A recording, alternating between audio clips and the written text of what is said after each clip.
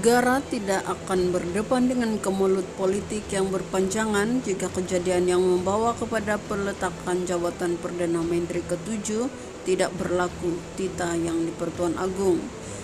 Menurut Al-Sultan Abdullah Sultan Ahmad, apa yang berlaku itu membawa politik Malaysia berada dalam keadaan tidak menentu. Menyampaikan tita diraja semasa istiadat pembukaan musyawarah pertama penggal kedua Parlimen ke-15 di Parlimen hari ini, Baginda mengimbas semula bagaimana kemelut politik tanah air berlaku. Ia kemudian membawa kepada pertukaran 4 Perdana Menteri. Selepas itu pilihan raya umum sebelum Baginda diminta memberi perkenan membubarkan Parlimen. Beta tak berniat untuk mencampuri urusan politik negara, apatah lagi untuk mengatur percaturan landscape politik tanah air. Pada pengamatan Beta secara pribadi, jika episode yang membawa kepada peletakan jawatan Perdana Menteri ke-7 tidak berlaku, nescaya kemelut politik yang berlalutan sehingga kepada PRU ke-15 juga akan dapat dielakkan. Lebih penting lagi, kemelut politik yang membelenggu negara hampir 4 tahun lamanya boleh dielakkan jika semua ahli yang berhormat dan ahli politik negara bersedia untuk mengetepikan perbezaan dan bersatu padu semata-mata atas dasar untuk menjaga kepentingan rakyat, beta, dan negara yang kita cintai ini, ditanya. Menurut Baginda, kemelut yang melanda negara sebelum ini merupakan pengalaman yang sukar untuk dilupakannya. Penyampaian ucapan tita ketika itu dalam nada yang agak santai disambut dengan ketawa oleh ahli-ahli Parlimen Agung. Tidak menyebut secara khusus insiden pembelotan sekumpulan ahli Parlimen PH yang meninggalkan gabungan berkenaan sehingga menyebabkan kejatuhan kerajaan.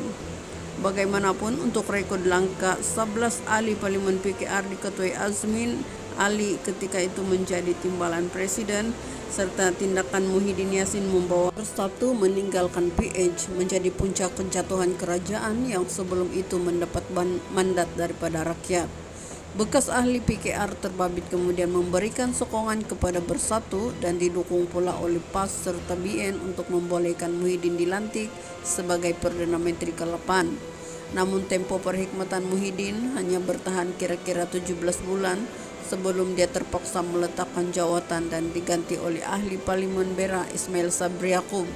Tita Agung, Baginda terpaksa mengalas tugas yang berat lagi bagi memastikan pentadbiran negara dapat berfungsi dengan sebuah kerajaan baru. Disangkakan panas hingga ke petang, rupanya hujan di tengah hari. Perdana Menteri ke-8 Malaysia juga telah meletakkan jawatan pada 16 Ogos 2021. Maka beta sekali lagi terpaksa mengalas amanah berat untuk memilih dan melantik Perdana Menteri yang baru, ditanya.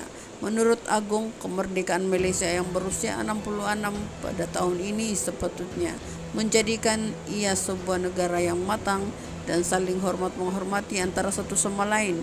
Jika kepelbagaian, kemajmukan, dan kekusutan politik yang berterusan menjadi punca perbalahan dan perpecahan, beta merasa khawatir suasana damai dan kemajuan yang didambakan tidak akan menjadi kenyataan buat selama-lamanya.